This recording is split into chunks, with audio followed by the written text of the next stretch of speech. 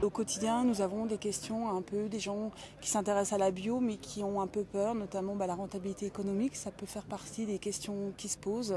Est-ce qu'un système bio est aussi rentable qu'un autre? Donc c'est important pour nous de communiquer sur ce point-là et de montrer qu'en bio, on peut très bien s'en sortir et avoir un revenu qui est identique à des autres systèmes.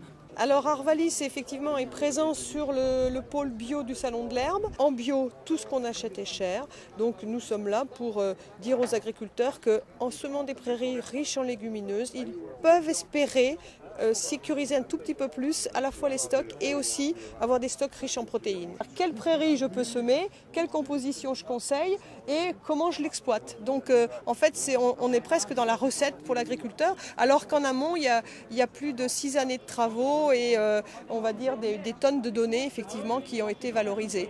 Mais on doit arriver à un message simple. Une de nos missions, c'est de promouvoir l'agriculture biologique. Et donc ici, c'est l'occasion de pouvoir communiquer auprès des agriculteurs. Et au niveau pédagogique, ça permet de montrer des choses concrètes et des essais et des rotations typiques, on va dire, de l'agriculture biologique et de mettre des choses plus visuelles et plus pédagogiques pour les producteurs. Sur cette station, nous développons depuis maintenant 7 ans un projet de recherche qui a pris l'agriculture biologique comme prototype d'une agriculture durable.